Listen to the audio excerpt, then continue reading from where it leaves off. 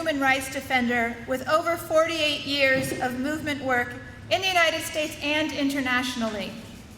Ajamu is on the Executive Committee of the U.S. Peace Council, the leadership body of the United National Anti-War Coalition, the steering committee of the Black is Back Coalition, and national organizer for the Black Alliance for Peace. Ajamu is an editor and contributing columnist for the Black Agenda Report and contributing columnist for Counterpunch. He was recently awarded the Serena Schern Award for Uncompromised Integrity in Journalism. And last but not least, he was the vice presidential candidate with Jill Stein in the 2016 presidential race. Let's please give it up for Ajamu Baraka.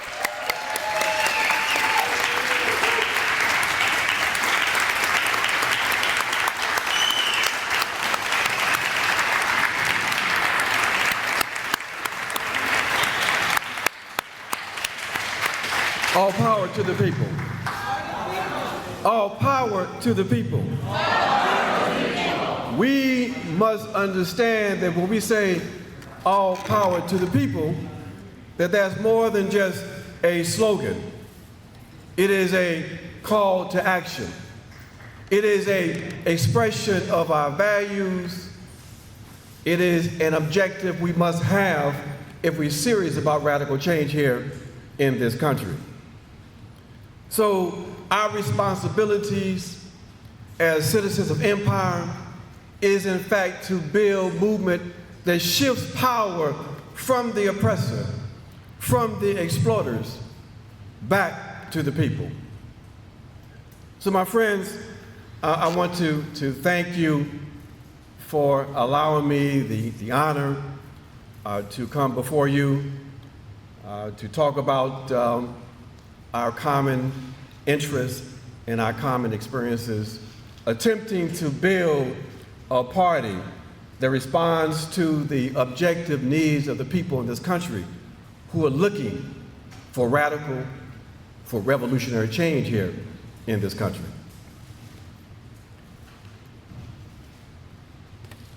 In my short comments, I want to just provide a context, and then I'm going to talk about three areas that I think that we have to concentrate on to build the party that the people are in fact looking for.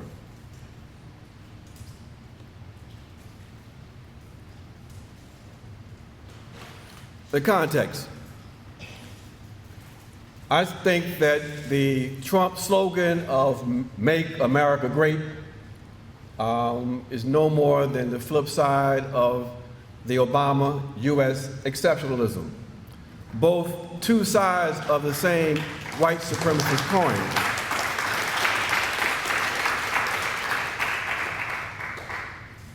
The neoliberal capitalist fantasy created the conditions for Trump. But we have to understand and make sure we are clear to the people that basically the conditions that are facing working class and poor people in this country didn't start with Donald Trump, but they are the outcome of a strategy and policies instituted for the last 40 years or more. That message must be clear, because if we don't make that message clear, then we will end up propping up the hegemony of the liberal class.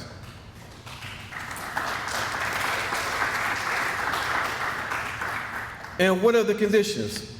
What are the contexts of struggle that we have to confront in building this alternative? Well, we know that there are about 143 million people in this country who are struggling, who are poor, who are part of the working class, who are attempting to just make ends meet every couple of weeks, every month. We know that there's still 38 million people still without health insurance. We know that in this country, over 30,000 people die unnecessarily because they don't have access to health care. We know that during this so-called job recovery, that 90% of the jobs developed, produced, were low-wage, part-time jobs with no benefits. We know that millions of people had dropped out of the formal sector of the economy and are now just trying to make it in the so-called gig economy.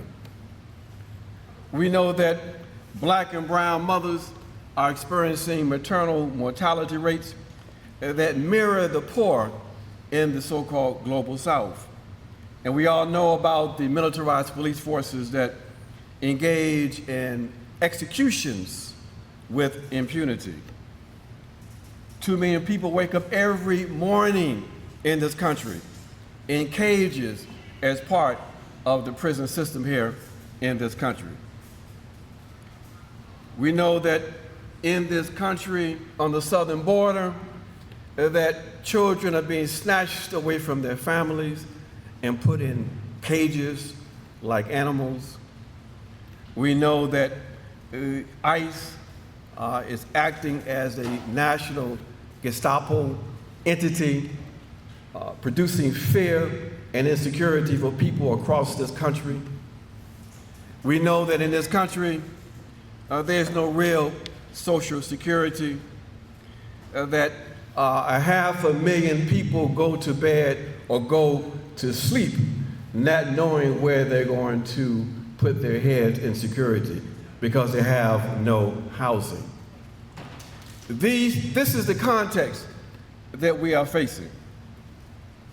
We understand that as people in this country are told that they should be concerned about foreign meddling in our elections, that we have a consciousness in which, on the flip side of that, they will openly justify interfering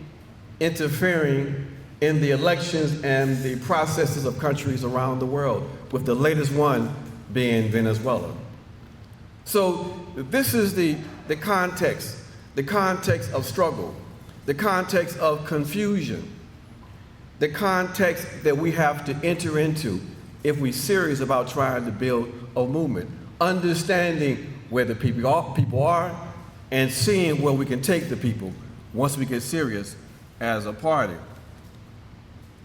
So this context, this crisis that we see here in this country, we have 3 broad areas I think that we could take a look at. First, politically. We know, and I think we heard this last night, that we are facing a crisis, a political crisis here in this country. The one thing that many of us had been looking for quite some time was this crisis in which the governing class could not govern in the old way. This was supposed to be the opportunity in which the masses organized would be able to advance our forces and really begin to move toward radical change. But of course, the objective situation we face today is that our progressive forces, our radical forces, our revolutionary forces are in fact very weak. So the ruling class is unable to govern in the old way, but we are not able to take advantage of this political opportunity. We know that in this context, this political context that we have to operate in, that over the last few decades, in particular last decade, the crisis of governance has been at every level. That even among the Democrats, they lost something like over 900 spaces to the Republicans. When we look at the crisis, many of us tend to look just at the national level. But the inroads made by the Republicans and the New Right has been at every level and in all walks of life. Reflected again in the fact that over the last decade, 900 state positions have been lost to the New Right, to the Republicans here in this country. We know that independents now make up the largest voting bloc in this country, and that over 109 million people decided not to participate in the electoral process. We know that in this country there is a growing significance among women and for the women's vote. We know this crisis has produced a situation in which the strategic importance of the black working class is quite obvious to everybody, along with the brown working class. These are the political conditions and the context that allow us to look at how we move ideologically, which is the second area that I want to touch on. As a consequence of the neoliberal capitalist policies in this country, we are facing a legitimation crisis, that people have lost faith in the social institutions, the political and economic institutions of this country. And that's why they have been quite successful in addressing that over the last 2 years, primarily using McCarthyite kinds of responses, but also they took full advantage of the ideological openings provided by this so-called Russian Gate. And I'm going to touch on that for a moment only because we need to look at the political and ideological implications of that. That what happened was, you might recall, when they started the investigation into so-called Russian Gate, what was the lead institution at first? The FBI, working with the other intelligence agencies. And the political narrative developing was that the FBI, the intelligence agencies, they are the ones that have the ability to determine the truth of so-called Russian Gate. And many of us supported that. Many people who define themselves as radicals also supported that notion that these intelligence agencies that have been responsible for interventions, political assassinations, and all kinds of dirty tricks around the world, that these agencies are now should be seen as having the confidence of the people and being able to provide us the truth. The same agencies that told us that there were WMDs in Iraq. The same agencies responsible for the murder of Dr. King and other political opponents. The same agencies responsible for the counterintelligence program that was unleashed against the Black liberation movement. But this is part of the ideological rehabilitation of the state. We all were waiting with bated breath for the Mueller report that was going to provide the definitive evidence of Russian interference. But when that didn't happen, we thought that, that would end this Russian Gate saga, but it continues. It continues because the political objective is to try to, again, shore up the ideological crisis in this country, the faith in U.S. governmental institutions. So we just have to understand how this works. They understand even more clear than sometimes we do that we are involved in an information war, a struggle for consciousness, that basically if we aren't able to be successful, then we're going to see a continuation of people giving their votes and their support to parties that don't represent their objective interests. So the terms of the struggle, we have to be clear about. We have to be absolutely clear about. We have to understand that in order for us to win in this ideological struggle, we have to be clear in our politics, that we have to have an explicit break with the logic and rationale of the neoliberal capitalist order.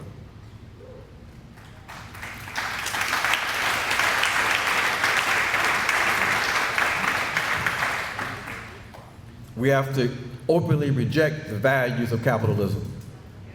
We have to openly reject interventions on the part of the capitalist dictatorship. We have to acknowledge the reality of our intersectional lives. We have to embrace a struggle against white supremacy in all of its forms. We have to understand that for many people in this country and around the world, that we can't have any confusion about who the enemy is. We see very clearly that the enemy of the working class in this country, the enemy of the working class around the world and the oppressed, is in fact the US, EU, NATO axis of domination. We're clear about that.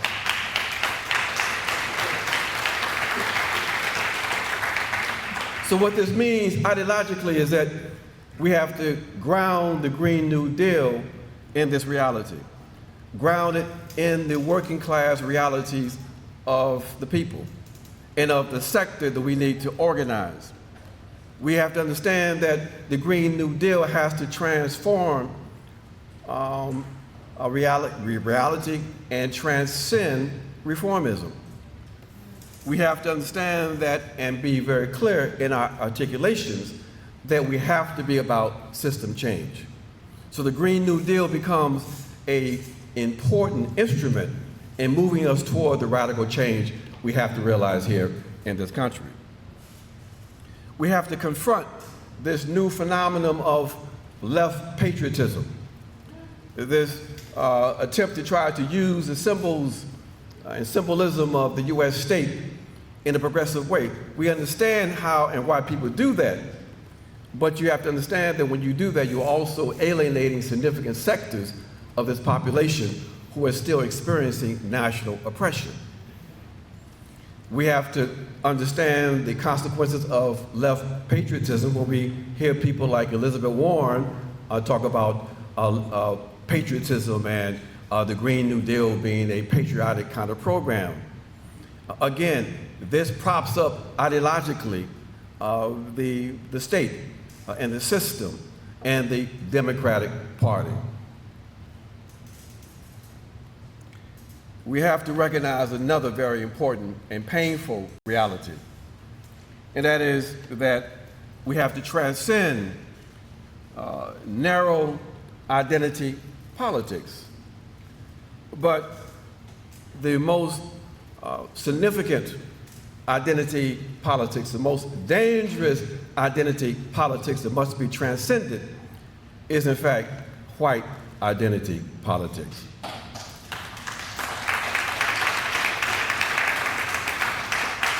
And we have to lay that out in that way because in the discourse we tend to believe that whiteness has no identity, that whiteness is the non-identity identity. And therefore, us to be able to construct working class unity, then it requires those of us who are not European, who are not white, to erase ourselves, to negate our historical experiences in order to come to the table of unity. And we say that is not authentic unity, and we reject that completely. So we say we have to transcend identity politics of all forms. We have to recognize that we are organizing in a political environment in which we all have different perspectives. Many of us operate from the perspective that this, in fact, is a white supremacist settler colonial state. And until we are able to effect a disruption of the continuity of the state, then we're not going to be able to bring about the kind of revolutionary change we have to bring. But we have to recognize that that is, in fact, a perspective and understand that there are peoples, people in Puerto Rico, people in Hawaii, Native people, who understand that not only are they workers, but they're also members of nationally oppressed groups.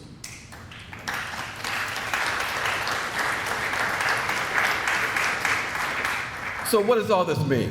Well, the last area that we have to look at as Green Party members and supporters is the organizational question. What this means, my friends, are a few things. One is, I know that this morning we had some anti-oppression trainings, and that's good. That's part of the process of transforming ourselves, transforming the party, in order to make this party the kind of party we want to try to build. But those efforts have to be more systematic. We need to have anti-oppression trainings at the state levels, and people need to be committed to those trainings. And we know that those trainings can be very difficult sometimes, but they are absolutely necessary if we want to build an effective party. I believe that the caucus structure we have on the national level has to be duplicated on the state level. I believe that we have to have a national membership with dues payment. We know that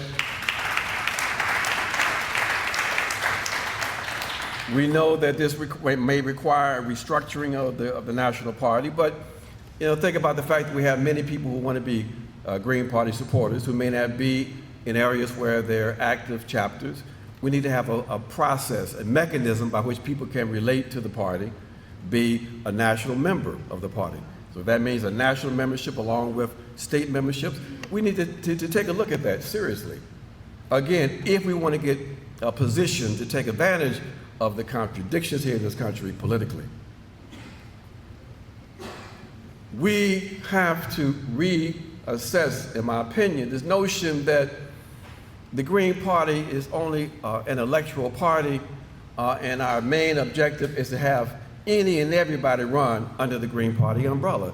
Friends, that's not serious, in my opinion. We have to have a process in which we move strategically. We have to have processes on the state level in which there's clear vetting of these candidates. We need to be able to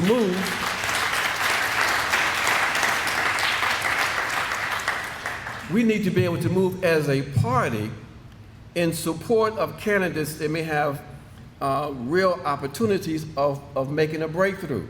So if it's a congressional campaign in California or a governor's campaign in New Jersey, and we know that we have strong candidates that can make a breakthrough, we've got to be able to mobilize our resources and energy behind those candidates.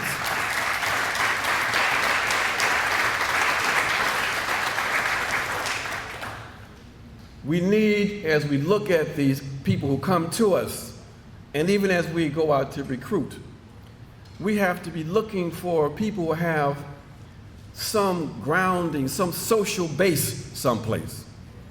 Too often, and see, as many of you know, I had a chance to move among the party after the campaign. Part of what we said during the campaign was that we recognized that the campaign wasn't just about 2016, but it was about building this party. And part of my commitment was that I was going to assist in trying to build the party. And so after the campaign, many of you sent invitations for me to come into your states, and I really appreciate that. And I had a chance to move across this country. And so what I'm sharing with you are my humble observations. There are people doing some serious work out there. And it's interesting because a lot of the people doing serious work don't always come to these national convenings. In fact, I was surprised to find out that a lot of people didn't even know about the national convening. But that could be changed. So what I'm sharing is that, these are some of the observations I've made. I was completely surprised by the idea that we would run candidates for a state representative position. They would garner a few thousand votes, come in second or third. One would think that the strategy then would be to use that foundation, continue to build, expand your electoral base in that area, and then run again. We know that within the context of bourgeois politics, most people have to run twice to win, But people will have a base like that and then decide their next office they want to run for is governor or the Senate. And I really, as an organizer, I really can't figure that kind of thinking out. Now, that might be good in some places, but I think we have to begin to think differently and think more strategically. Okay? We have some people that can win on a state level, but, statewide. But it may be necessary to first consider, where those openings might be on the state level. It makes no sense for us to have a national party and we have something like, one person who's in the state house, a state representative? That makes no sense, friends. That's not serious. So we need to look at this differently, in my humble opinion. One thing we have to do, though, is to make sure that these folks have a social base. We should give priority to those candidates that also come from organizations, from movements that are people of color, if you will. Again, because we need to broaden out this party. We have to think in longer terms. It's not just about the immediate election, but it's about building the party, which means we have to figure out how we build links with social movements, how we ground ourselves in our political environments, how and why it's important to show up at political events as members of the Green Party, why it can't just be about running people for office. We've got to be part of our communities. We've got to show up at the churches. We've got to be organizers. I cannot for the life of me understand why, when we know, we've seen the stats, that the sector of the population that is the most open to the Green Party message is in fact the student and youth sector. But yet we don't prioritize that sector. It makes no sense to me why we don't prioritize building campus-based chapters of the Green Party.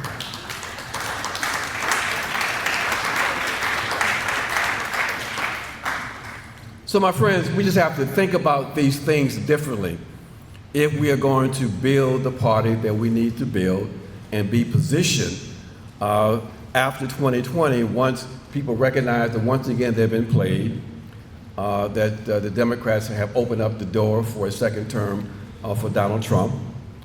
Once the insurgent Democrats, and many of them who have some decent politics, recognize that they're not going to be able to reform that party, we've got to be positioned to be able to build with these folks, not to become a Democrat Party light, but to have our values and our politics, our left values and radical politics centered, so that when these elements come to us, they understand what they're coming to.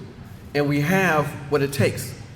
We have our values, we have our perspectives, we have our platform, and it's a progressive one. And we need to be positioned organizationally to be able to make that absorption, to be able to build and move forward. So my friends, I know that the time is short, so let me move toward a conclusion.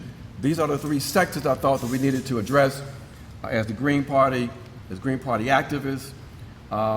Let me conclude by saying, and this has been my refrain the entire weekend, that as we look at the issues of climate change that are very, very important, we have to connect that issue to the issue of militarism and war. These are interlocking issues, and this is an issue that belongs to this party. So let's make that a priority as we go forward. We in the Black Alliance for Peace, for example, we have said that we have to make this issue of war and militarism part of the national discourse. And so let me share briefly with you what we are going to be announcing next week. We say that this issue has to be part of the discourse. And so we are making a demand. We have a petition we're going to be releasing in which we are asking for all candidates, new candidates and incumbents, to adhere to these ideals and these principles, including all of the candidates who are running in the Green Party. And this is what we are asking the candidates to do, or demanding the candidates to do. We say that they must support efforts to cut the military budget by 50% as the first step in reducing military spending, and reallocate government spending to fully fund social programs to realize individual and collective human rights in the areas of housing, education, healthcare, green jobs, and public transportation.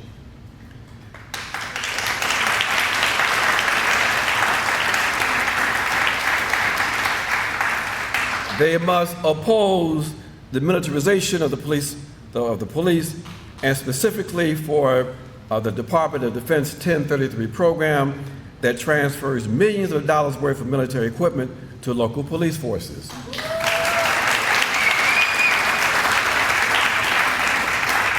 They must promote the closing of the more than 800 foreign military bases and the ending of the U.S. participation in the white supremacist NATO military structure. They must call and work to close the U.S. Africa Command, AFRICOM, and the withdrawal of all U.S. military personnel from Africa.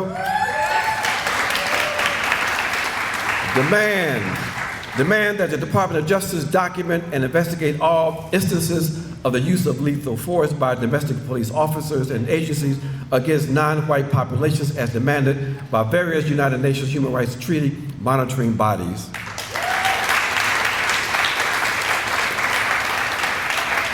Commit to passing resolutions at every level of government that commit the U.S. to upholding international law and the United Nations Charter, and to opposing all military, economic, including sanctions and blockades that are acts of war, and political interventions in the internal affairs of sovereign nations, regardless of the political party controlling the office of the presidency.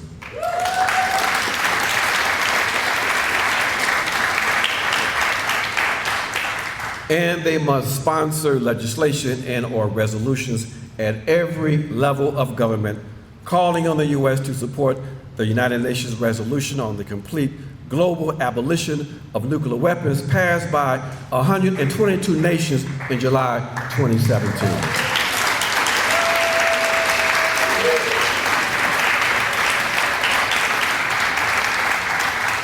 That, my friends, we believe represents the minimal program for getting our support from the people. And so I end by saying, my friends, when you understand the task we have before us, when you understand that it's not just enough to be a radical revolutionary and have the proper analysis, that one has to also embody the principles and values that we say we're about. When you understand that, you understand that we have a serious task building this party, that we have to not only have the correct analysis, we have to carry ourselves a certain kind of way. We have to relate to each other in a certain kind of way also. Because as we try to win people over to our side, the people are watching us very, very closely. And they're looking for contradictions. So my friends, we are in fact the change we are looking for. Let's assume that responsibility and let's build the party that the people are looking for, and let's change ourselves and change reality and change the world. Thank you.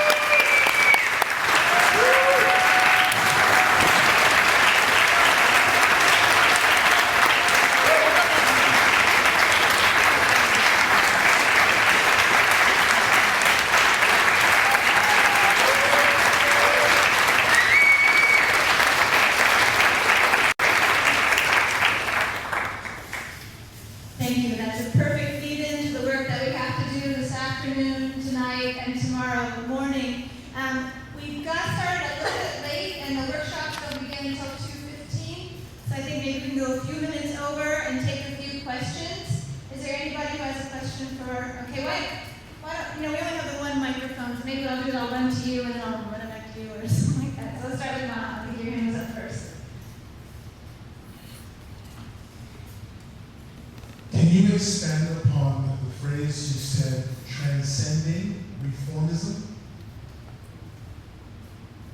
Why don't we take one more turn? Oh, okay. And the demands that you, the guidelines that you mentioned at the end there that presidential candidates should be in support of, where can we find those? Good question. Basically, what I mean by transcending reformism is that we don't want to be stuck at the level of just attempting to make incremental changes to the system. That we recognize that ultimately we're not going to be able to address climate change.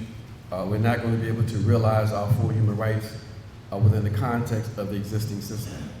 And therefore, we have to look at even programs like the Green New Deal as transitional programs where we are making certain kinds of demands, but we shouldn't see this as an end in itself.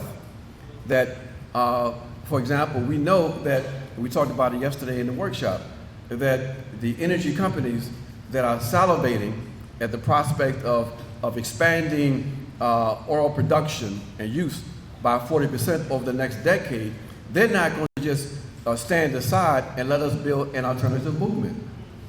Therefore, we have to recognize that we are involved in a struggle, and in fact, a class struggle, okay? And that that means we have to move toward taking the ability of these powerful interests, the oil companies and automobile companies, the pharmaceutical companies, taking their power away, their ability to put a brake on our progressive motion and bring that power to the people. Because again, if we're not talking about the complete radical transformation of all of the social institutions and structures of this country, then basically we kind of just BSing and propping up the status quo. On the demands, we're going to have this on the on the BAP website next week. We have a petition that reflect those demands. We also have a pledge form that will reflect those same demands that we are requiring all of these politicians to in fact sign on to. So we are building a whole campaign around this as part of our campaign against domestic repression in this country. Oh, the website is blackallianceforpeace.com.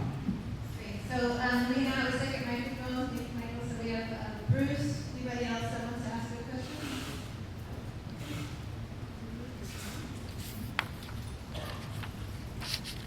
John, if you can articulate or discuss a concern that's consistently out there with white privilege trying to define what resistance should be, especially for oppressed communities, and why, in addition to electoral politics and these other things, why we need to be more involved in disruption and direct action. Thank you. I think that disruption and direct action is very important, and they're important building blocks. But we have to be very careful about that in terms of that being taken away from also the energy of the follow-up. And the follow-up has to be organizing people. We know that in this country, we are quite, we've been conditioned to respond to the spectacle. And we will sometimes get confused by these spectacles. We thought we had something called a resistance here in this country after Trump was elected. But that so-called resistance was no more than a 2-year-long get out the vote process for the Democrats. So if we want to be serious about white privilege and perpetuation of white nationalist interests, reflected in the capitalist dictatorship that we have, that we have to build a revolutionary movement. And that means having clear politics and clear objectives and understanding what we have to do in order to realize those objectives.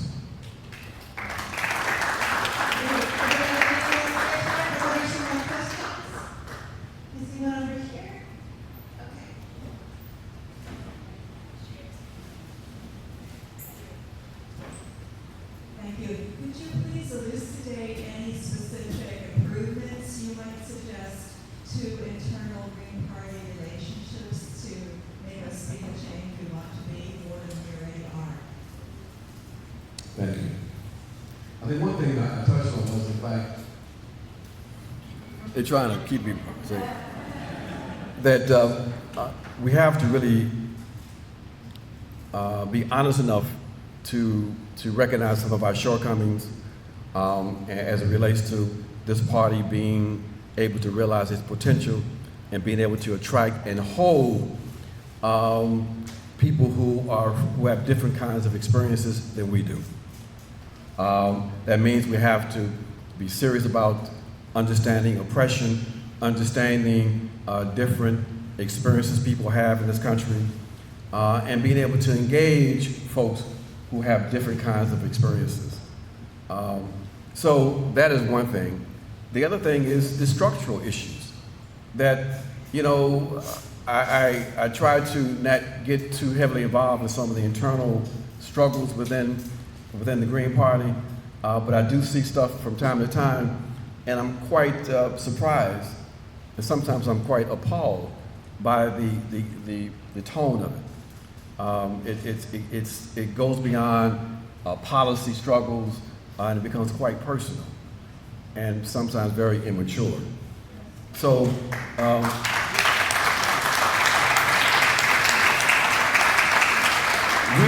We all have to work with folks. We have to, if we keep politics in command, then we can struggle with one another over political differences around strategies or tactics or whatever, and they don't have to become personal. And many of y'all might recall that, right after the campaign, there was a slight difference between myself and Jill Stein regarding, the follow-up stuff. What was that thing? Recount, yeah. But that did not undermine our ability to work together. When people saw us,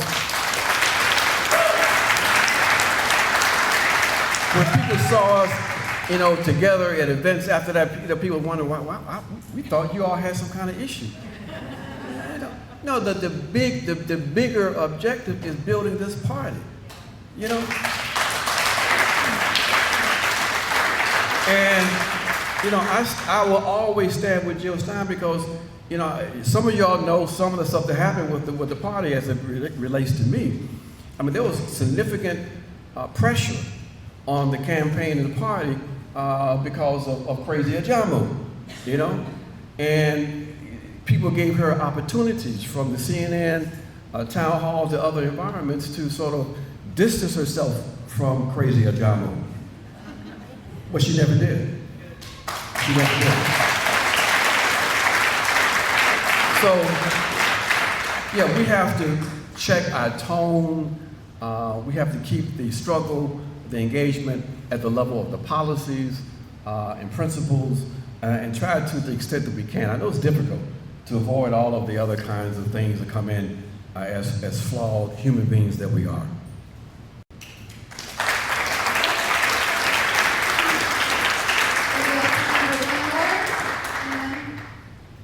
One last question? Great. All right.